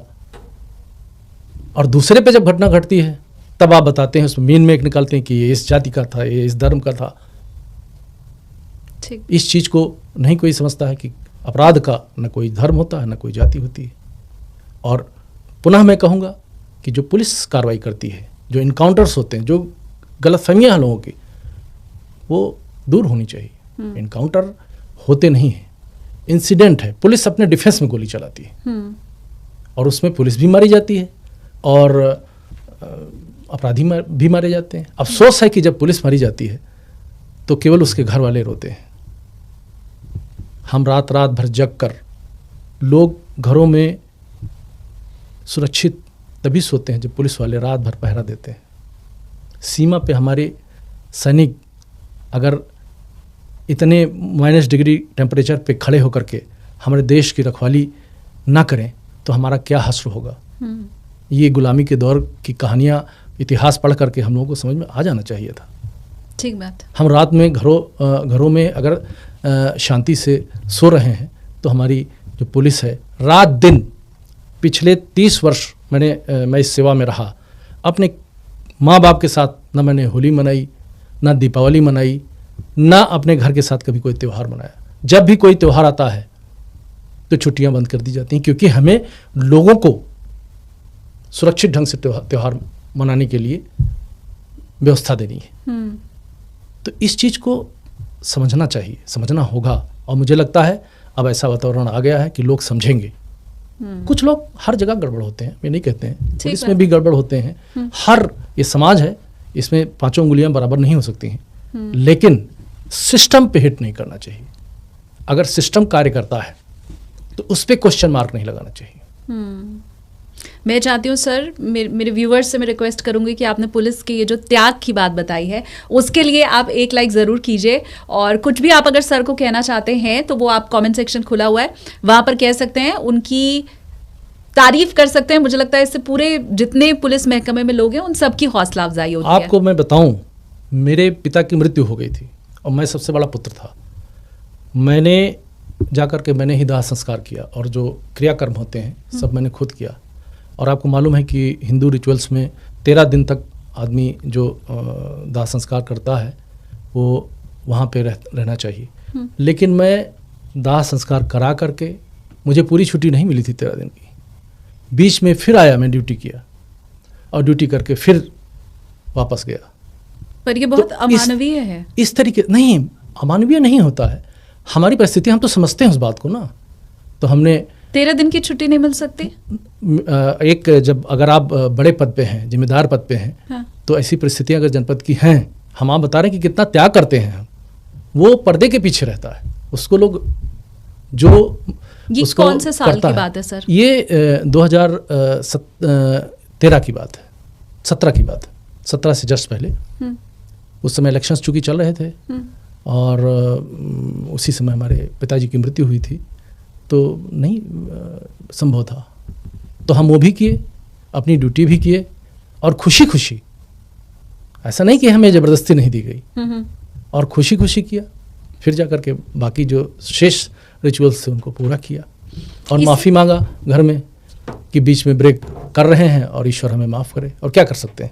लेकिन मुझे लगता है कि हम जो सत्कर्म करते हैं उसी का परिणाम है कि 7 गोलियां गाड़ी पे लगी, 1 गोली राइफल की रिक्विजिट होकर के गर्दन पे लग गई, और मेरे शरीर में पत्थरों के बहुत सारे निशान, क्योंकि हम लोग फ्रंट पे लड़ रहे हैं, पथराव होते हैं, लॉ एंड ऑर्डर में कई बार पथराव में चोटें आती हैं। हमारे बच्चे, हमारी मिसेज टीवी पर देखती थी कि अरे तो जो न्यूज़ आ रही है तो पापा हैं, उनको उनका खून दिखाया जा रहा है, फिर वो फ़ोन करते थे। तो ऐसी परिस्थितियाँ झेल करके हम लोग काम करते हैं। सर, पत्थर, आपने कहा कि आपके शरीर पे बहुत से दाग हैं पत्थर के, मतलब जब पत्थरबाजी हुई है तो आपने भी उसका सामना किया है? हाँ जी हाँ, जब हम लोग जाते हैं लॉ एंड ऑर्डर पे तो जनता की तरफ से जब पथराव होने लगता है तो उसमें हमको भी चोट लगती है, और हम लोग कोशिश करते हैं, क्योंकि जनता के व्यक्ति हैं। आर्मी को तो तभी सामने छूट रहती है कि दुश्मन है, गोली ही चलानी है। हाँ। पुलिस वालों के समक्ष तो बहुत बड़ी दिक्कत होती है कि सामने जनता के व्यक्ति हैं, हम गोली भी नहीं चला सकते, और उधर से पत्थर लग रहा है, किसी तरीके से अवॉइड करके उसको डिस्पर्स करना होता है। इतनी कठिन परिस्थितियां होती हैं। जिस गैंग ने मेरे ऊपर गोली चलाई थी, उस गैंग के साथ कुछ दिन पहले एक और मुठभेड़ हुई थी, और उस दिन भी, जिस दिन हमको गोली लगी थी, उस दिन मेरे पास AK-47 थी, लेकिन सामने जहां तक हमारी रेंज थी उसमें बच्चों के स्कूल का फेट चल रहा था। हमने सोचा कि अगर हम अपना फायर खोल देंगे तो बच्चों को लग सकती है, तो इसलिए हमको लग जाए ठीक है, लेकिन कोई जनता की हानि नहीं होनी चाहिए। ऐसी परिस्थितियों का सामना करके हम लोग वर्क करते हैं। मैं ये भी आपसे समझना चाहती हूँ सर कि आपने कहा कि जब भी कोई ऐसे बड़े त्यौहार होते हैं तो छुट्टियाँ कैंसिल कर दी जाती हैं क्योंकि लोग अच्छे से त्यौहार मना सकें, वो जिम्मेदारी आप लोगों के ऊपर होती है। सवाल मेरा ये है कि हमने उत्तर प्रदेश में कई बार कम्युनल राइट्स होते हुए देखे हैं, अभी हाल ही में संभल इसका सबसे ताज़ा उदाहरण है मुझे लगता है। तो क्या ये जो सांप्रदायिक हिंसा होती रही है वो भी क्या प्रायोजित होती है? क्योंकि मुहर्रम जैसे त्योहारों पे हमने अक्सर देखा है, ताजिया निकलते समय हमने देखा है कि इस तरह के कम्युनल राइट्स हुए हैं, तो क्या वो भी प्री प्लान्ड रहते हैं? देखिए, प्री प्लान्ड तो कहा भी जा सकता है और नहीं भी कहा जा सकता है, क्योंकि जो नरेटिव्स जो जनता के सो कॉल्ड ठेकेदार होते हैं ना, पूरे साल चलाते रहते हैं अपने इंटरेस्ट में, वो धीरे धीरे करके उनके लोगों के बीच में दिमाग में भरता चला जाता है। उसका परिणाम जब गैदरिंग होती है तब सामने आता है। अगर एक वर्ग पे लगातार आप ये बताते रहें कि साहब आप अत्याचार हो रहा है, आपका ये हो रहा है, आपको बोलने नहीं दिया जा रहा है, आपको ये नैरेटिव, फॉल्स नैरेटिव्स उसमें डालते रहेंगे, तो जिस दिन वो इकट्ठा होंगे उस दिन उसका रिएक्शन सामने आएगा। पर तो इसके लिए रिस्पॉन्सिबल वो होते हैं। अचानक पत्थर इसलिए आता है क्योंकि प्लान रखते हैं, तैयारी करते हैं। जो दूसरा पहलू मैंने बताया कि वो फिर तैयारी करके रखते हैं कि जब हम मास में होंगे तब हम ये कार्रवाई करेंगे। उस समय की परिस्थितियां कितनी जटिल होती हैं, सोचिए पुलिस के सामने। आपने कब ऐसे पत्थरबाजी का सामना किया? बहुत बार। मैं तो बरेली में भी पोस्टेड रहा हूँ, मैं बदायूं में पोस्टेड रहा हूँ, मैं हरदोई में पोस्टेड रहा हूँ। कोई एक इंसिडेंट बताइए जब अचानक से पत्थर चले हों, और क्या उसकी भनक कभी पुलिस महकमे को उस समय नहीं थी? आप लोग नहीं जानते थे कि इकट्ठा किए गए हैं पत्थर या कोशिश हो रही है? मैं एसएसपी झांसी था, तो उसमें कुछ लोग जो है ये खनन माफिया द्वारा गड्ढा खोदा जाता है, उसमें गिर के 2 लोग डूब गए थे। तो उनकी डेड बॉडी सड़क पर ला करके रख के जनता ने जाम कर दिया और उन पर कार्रवाई कर रही थी। और जब हम लोग जनता को समझाने पहुंचे तो पथराव शुरू हो गया, उसमें पत्थर लगे हमको। इसी तरीके से जनपद हरदोई में बिजली की सप्लाई को लेकर के कुछ लोग बैठे थे धरने पे और जनता के लोग इकट्ठे थे और उन्होंने पथराव कर दिया, उसमें पत्थर लगे। बरेली में मैं सीओ सिटी था, तो बरेली में कम्युनल इंसिडेंट, ये जो मौलाना अभी जेल में गए हैं, इन्हीं के नेतृत्व में उस समय ये छोटी मोटी बातों को लेकर के और पथराव शुरू हो गया, तो उसमें भी लगा था, चोट लगी। तो ऐसी परिस्थितियां आती रहती हैं। और अगर आप इस तरीके से लोगों को प्रोवोक करते रहेंगे तो फिर इसीलिए देखने में आता है कि लोग घरों पे पत्थर इकट्ठा कर रखे हैं, बॉटल्स इकट्ठा कर रखे हैं, तो उसको तैयारी भी रहती है उनकी दंगे तैयारियों में जो पेट्रोल की बॉटल्स से फेंक देते हैं या इलिसिट आर्म्स से फायरिंग कर देते हैं, ऐसी भी इंसिडेंट आती है। तो पुलिस वालों को भी तो लगती है, लेकिन सामने तो जनता रहती है, पुलिस करे तो क्या करे। लेकिन तभी हमारी जिम्मेदारी होती है और उसके नॉर्म्स हैं, उसका भी प्रोविज़न है। उस प्रोविज़न के तहत हम लोग फिर कार्रवाई करते हैं। पहले हल्का बल प्रयोग करते हैं, जो आप देखती होंगी कि पानी का फोर्स पहले डाला जाता है, तो फायर ब्रिगेड रहती है, उससे पानी का फोर्स डाला जाता है, फिर रबर बुलेट्स चलाए जाते हैं। उसके बाद भी अगर हिंसक है तो फिर उधर से फायर आर्म्स का प्रयोग हो रहा है, तो फिर जब डिस्पर्स करने के लिए गोलीबारी भी होती है, तो इसलिए जनता के विवेक मारे जाते हैं। ये बड़ी घटना होती है। लेकिन जब भी लॉ एंड ऑर्डर की स्थिति सिचुएशन आती है तो मुझे लगता है उसमें दोनों तरफ से पुलिस वाले भी घायल होते हैं और जनता के लोग भी घायल होते हैं। इसी तरीके से क्रिमिनल से मुठभेड़ होता है। लेकिन चूंकि इसको लाइव लोग देखते हैं, इसलिए इसके बारे में कोई क्वेश्चन नहीं उठाता है, सब जानते हैं कि कैसे होता है। हाँ। और जो बदमाशों का पीछा करने के लिए तो ऐसा तो नहीं कि अखबार में विज्ञापन निकाल करके तब हम जाएंगे पीछा करने। सही बात। वो तो सडन इन्फॉर्मेशन, जैसा कि मैंने बताया कि हमारे प्रमोशन की हम लोगों ने घर में पार्टी रख रखी थी, गैदरिंग हो रही थी, लेकिन इन्फॉर्मेशन मिली और तुरंत हम एक छोटी सी ऑल्टो गाड़ी लेकर के चले गए और वहाँ मुठभेड़ हो गई, वहाँ पे गोली लगी, हम शहीद भी हो सकते थे और हो भी जाते हैं। बहुत सारे लोग ऐसे हुए हैं। ऐसा डेटा सामने आया है सर, जिसमें ये बात सामने आ रही है कि पहले उत्तर प्रदेश में कम्युनल राइट बहुत ज़्यादा होते थे और अब इनकी संख्या में बहुत कमी आ गई है या लगभग ना के बराबर हैं। तो क्या ये वाकई आपने भी देखा है? निश्चित रूप से ये तो उसी एटमॉस्फेयर की बात है ना। जैसा आप एटमॉस्फेयर बनाएंगे वैसा ही रिएक्शन जनता का सामने आपके आएगा। अब सबको पता है कि हम कार्रवाई करेंगे, अगर हमने पथराव कर दिया तो हमारा क्या हश्र होगा। मतलब कानून का इम्प्लीमेंटेशन अगर स्ट्रांग है तो चाहे वो अपराधी हो चाहे जनता का व्यक्ति हो, वो कानून को हाथ में लेने से डरेगा। सिर्फ इतना सा नरेशन है। आज सबको पता है कि अगर हम कानून का उल्लंघन करेंगे तो हमारे खिलाफ जबरदस्त कार्रवाई होगी, हर पहलू से कार्रवाई होगी। ये नहीं कि एक कार्रवाई होती खाना पूर्ति के लिए, खाना पूर्ति वाली कार्रवाई नहीं होगी कि एफआईआर दर्ज करके पेंडिंग डाल दिया, पड़ा हुआ है, उस पर कोई एक्शन नहीं हो रहा है अपने सेल्फ इंटरेस्ट में। अब तो जो प्रोविजंस कानून में लिखे गए हैं, एक एक प्रोविजन पे कार्रवाई होगी। अगर आपने पथराव में, आगजनी में सरकारी संपत्ति नष्ट की है तो आपको चिन्हित करके नष्ट हुई संपत्ति की रिकवरी की जाएगी। ये कोई नया कानून नहीं है, पहले भी था, अमल में लेकिन नहीं लाया आज जाता था। इम्प्लीमेंटेशन हो रहा है।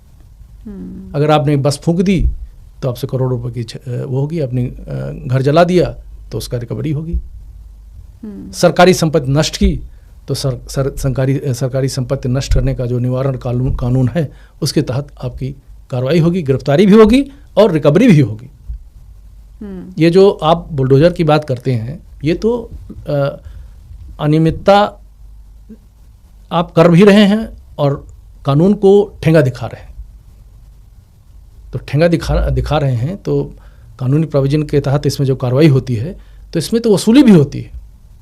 इसका भी प्रोविजन है कि जो उस दिन पुलिस बल खड़ा हुआ उसकी सबकी वेतन का पैसा कैलकुलेट होगा, जो तेल लगा, जो किराए पे बुलडोजर लिए गए, जो मशीनरी लगी, उसकी सारी रिकवरी का प्रोविजन उससे है जिसने लॉ वायलेट करके और उसको अपने खिलाफ एक्शन के लिए जिसने मतलब वो जो बुलडोजर चलता है उसमें जो पेट्रोल लगता है उसका किराया आता है, उस दिन जितने पुलिस वाले वहाँ खड़े रहते हैं, सारा रिकवरी वो उस पैसे की भी रिकवरी की जाती है। बिल्कुल, सारा एक एक पाई की रिकवरी की जाती है, क्योंकि वो गवर्नमेंट का शेड्यूल नहीं था।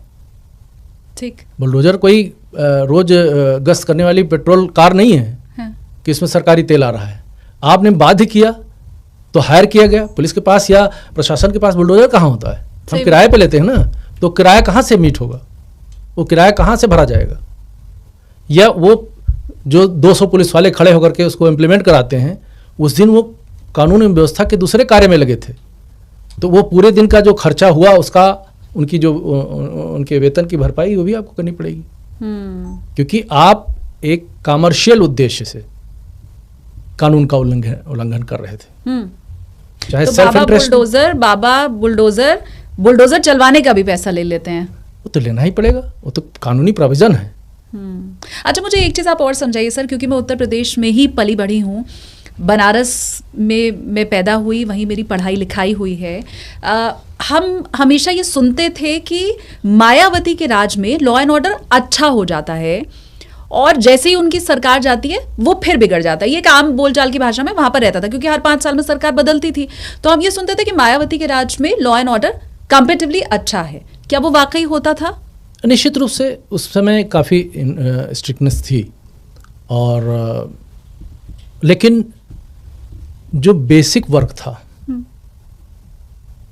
बेसिक वर्क क्या है कि जैसे जैसे धीरे धीरे माफिया ने अपनी जड़ें फैलाई, एक होता है ना कि आपने डाल की छटाई कर दी, और एक होगा कि पेड़ की जड़ से उखाड़ करके उस पर मट्ठा डाल दिया कि दोबारा ना उगने पाए।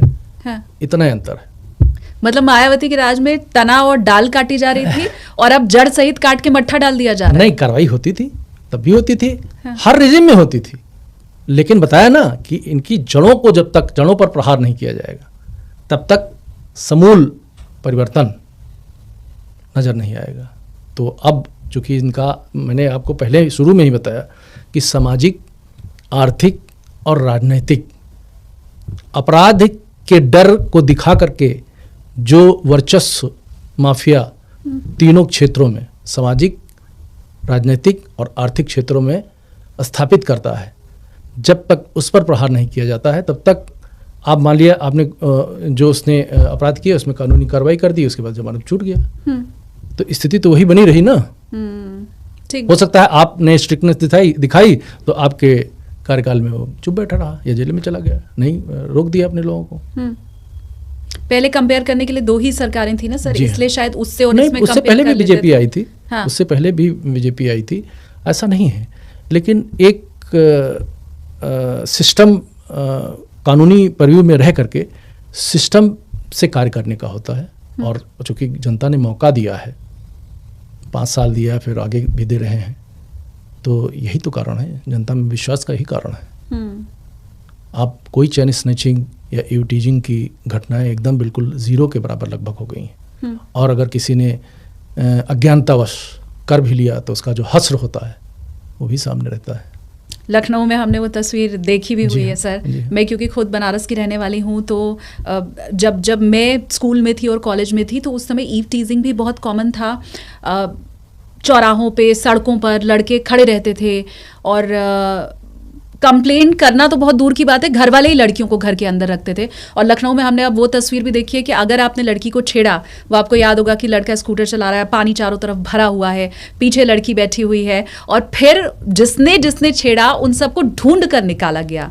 तो मैं कह सकती हूँ कि मेरे बचपन से अब का उत्तर प्रदेश बहुत बदल चुका है। इसी तरीके से तो आपने स्वयं ही कंपेयर कर लिया ना।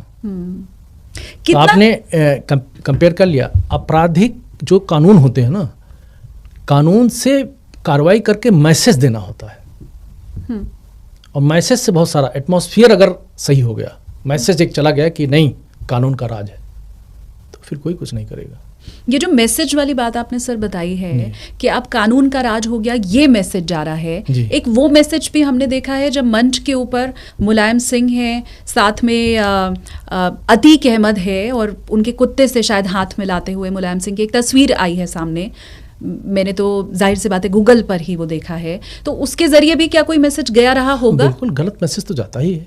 कोई भी, चाहे वो अधिकारी गलत करे, चाहे वो नेता गलत करे या सामाजिक व्यक्ति गलत करे, सार्वजनिक रूप से अगर आपने कोई ऐसा एक्ट कर दिया तो उसका मैसेज तो गलत ही जाएगा ना। अच्छे काम का अच्छा मैसेज आता है, गलत काम का गलत मैसेज आता है, चाहे जो करे, चाहे वो व्यक्ति कोई भी हो, तो गलत काम का गलत मैसेज आता है।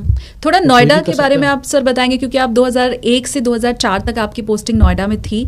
अभी जिस जगह पर हम नोएडा में बैठ के बात कर रहे हैं सर, ठीक इसी जगह पर क्या 2001 से 2004 के बीच में हमारा पॉडकास्ट संभव होता क्या? नहीं, पॉडकास्ट तो उस समय, हमारे समय में जब मैं यहाँ पे सीओ सिटी था, हाँ। तो उसी समय सारे नए चैनल्स एस्टेब्लिश हो रहे थे, तो वो तो हो जाता, लेकिन समस्या हमारे सामने रहती थी। नए नए कॉल सेंटर्स खुल रहे थे, एक नया युग आ रहा था जिसमें नोएडा, गुड़गांव, ये सब शहर पायनियर माने जाते हैं। कॉल सेंटर्स में बच्चियों को काम करने का अवसर मिल रहा था, और वो चूँकि कॉल सेंटर्स डिफरेंट कंट्रीज के चलते हैं, तो 24 घंटे 24/7 की सेवाओं में जाती थी, रात में, दिन में, बस में, तो हमको ज़्यादा एफर्ट करने पड़ते थे। अब जैसा कि बताया कि अब एफर्ट तो अभी पुलिस का तो काम ही है एफर्ट करना कि कानून का साम्राज्य बना रहे, लेकिन अब मैसेज है कि अगर गलत काम करोगे तो इतनी स्ट्रांग सज़ा मिलेगी कि आप उसको सहन नहीं कर पाओगे। नोएडा में जब मैं यहाँ पे था तो एक घटना मैं आपको बताता हूँ। एक घर में डकैती पड़ी और रात में 1 बजे, उस समय बांग्लादेशियों का एक गैंग चलता था, डकैतों का। बदमाश यहीं सेक्टर 39 या 36 के आसपास की घटना थी। उधर का जो ये आपका सेंटर बना है, सिटी सेंटर, वो उस समय नहीं था, मैदान था खाली। तो उधर खाली मैदान था, कॉर्नर का घर था, उसमें बदमाश घुस गए। हम लोग उस समय, नोएडा डेवलप हो रहा था, तो हम लोग सेक्टर में मीटिंग करके जो रेजिडेंट्स होते हैं उनको अपना नया मोबाइल भी चालू हुआ था, तो मोबाइल नंबर दे देते थे कि अगर आपको 100 नंबर ना मिले, कोई दिक्कत ना हो, कोई परेशानी में हो, तो हमें डायरेक्टली भी फ़ोन कर सकते हैं। तो मैंने दे रखा था। तो रात में बदमाश घुसे, 3 घंटे बदमाशों ने लूटपाट की और लाखों का जेवरात और वो लेकर के चले, और मोबाइल भी समेट के लेके आ रहे थे। उसी समय मकान मालिक ने कहा कि आप सब लेके जा रहे हैं, इसमें हमारा डाटा है, इसको आप किसी काम नहीं आएगा, हमें दे देना। उस समय बदमाशों को तो पता नहीं रहता था कि मोबाइल से ट्रैक हो सकता है। मोबाइल छोड़ के चले गए, तो उन्होंने तुरंत नंबर मिलाया, और रात की कॉल को मैं तो 24 घंटे, अपना प्राइवेट नंबर भी मैं रात में ज़रूर उठाता हूँ कि रात में अगर कोई टेलीफोन किया है तो निश्चित रूप से संकट में होगा। मैंने उठाया, तुरंत हम लोग एक्टिव हो गए, निकल पड़े। मैं तो स्लीपिंग सूट में ही जिप्सी में बैठ कर जा रहा था। बदमाश छलेरा चौराहे पे झोला लेकर के माल सहित वो चाय पी रहे थे।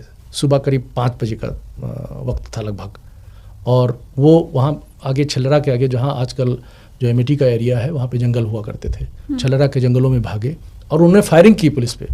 तो वहाँ भी सडन एक्सचेंज फायरिंग का हुआ, जिसमें लगभग 3 या 4 बदमाश मारे गए थे। जिन पे 85 डकैती के मुकदमे थे, बाद में देखा गया। और वो बांग्लादेशियों का एक गैंग था और वो ट्रेस हुआ। तो इस तरह की भी घटनाएं सामने आती हैं, लेकिन अगर आप एक्टिव हैं और जनता के प्रति सजग हैं तो परिणाम अच्छे मिलते हैं। तो जनता की सुरक्षा के प्रति अगर चाहे वो हमारा मुखिया हो, चाहे पुलिस वाले हों, चाहे पॉलिटिकल पार्टीज हों, अगर सुरक्षा के प्रति सजग हैं हाँ। तो उसका परिणाम तो सामने आएगा ही और जनता खुश रहेगी, चाहे कोई कुछ भी कहे। जनता खुश आगे भी रहे सर, यही मैं चाहती हूँ। क्रैश लैंडिंग ना हो और उत्तर प्रदेश जैसे लगातार आगे बढ़ रहा है वो बढ़े, क्योंकि नतीजा हम सबके सामने है कि अब कैसे इंडस्ट्रीज आ रही हैं, यूपी में कैसे विकास हो रहा है। एक वो समय भी था जब इसी बिगड़े हुए लॉ एंड ऑर्डर के चलते बड़ी बड़ी इंडस्ट्रीज उत्तर प्रदेश में नहीं आती थी। तो अब जो विकास की गति चली है वो आगे चलती ही रहे। शुभकामनाएं उत्तर प्रदेश के तमाम लोगों को मेरी तरफ से, और बहुत थैंक यू सर, आपने हमें मुझे विकास के संदर्भ में एक चीज और प्लीज सर। विकास बिना अच्छे लॉ एंड ऑर्डर के संभव नहीं, और अच्छा लॉ एंड ऑर्डर, अच्छा एटमॉस्फेयर जब मिलता है तभी, और उसमें मशीनरी की ऑनेस्टी, लोगों का, गुंडों का इंटरफेरेंस। मेरे बड़े भैया कजिन हैं, वो इंडस्ट्रियलिस्ट हैं और वो एक जेई थे। उन्होंने धीरे धीरे करके अपनी यूनिट्स बनाई और आज बड़ी अच्छी स्थिति में है। लेकिन शुरू में उनको अपने को इस्टेब्लिश करने में गुंडों का, माफियाओं का, और जो बताते थे कि लगभग 52 विभाग हैं जिनको संतुष्ट करना पड़ता है हमें, तो कितना स्ट्रगल करना पड़ता था। चूँकि मैं घर में ऑफिसर था तो मैं सिफारिश करता था, तो मुझे पता चलता था कि कितनी हिंड्रेंस पैदा होती है अपने को इस्टेब्लिश करने के लिए। तो विकास तभी संभव है जब कानून एवं व्यवस्था की स्थिति सही रहे और सही मैसेज जनता के बीच में रहे, तभी कॉन्फिडेंस जो इन्वेस्टर्स हैं उनके अंदर रहेगा। तो पुलिस को नॉर्मली लोग कहते हैं कि अनप्रोडक्टिव होती है। पुलिस कोई पैसा तो जमा करती नहीं है, पुलिस का योगदान सरकार के उसमें तो है नहीं, कोई रेवेन्यू तो कलेक्ट करती नहीं, लेकिन सारे रेवेन्यू पुलिस के बल पे आते हैं। बिल्कुल, सारा विकास पुलिस अगर सही ढंग से काम करे, कानून एवं व्यवस्था की सही स्थिति बनी रहे, तभी आता है। तो इसलिए जो है अच्छे वातावरण और कानून के राज्य का इसीलिए महत्व है, सब में है, केवल जनता में ही नहीं, गरीब लोगों में ही नहीं। अमीर गरीब, चाहे मिडिल क्लास हो, चाहे हाईएस्ट ग्रुप हो, हाईएस्ट ग्रुप भी अपना बिजनेस तभी कर सकता है जब वो सुरक्षित माहौल में रहेगा। हमको तो रोक करके ऐसे डॉक्टर्स, ऐसे इंडस्ट्रियलिस्ट कहते थे कि साहब, चुपके से बताते थे कि साहब बड़ा पैसा गुंडागर्दी में जाता था, अब तो कम से कम बच गया। तो जो माफिया होते हैं ना, ये किसी को छोड़ते थोड़ा है, ये खाली अपराध करके पैसा, ये दूसरे तरीके का सफ़ेद पोश अपराध करते हैं। ठीक कि आपको डरा दिया, आपको फेयर में ले आए, अब आप उनको रेगुलर पैसा दीजिए। बिजनेस कर रहे हैं, ठेका कर रहे हैं, तो आप उनका एक पोर्शन दीजिए।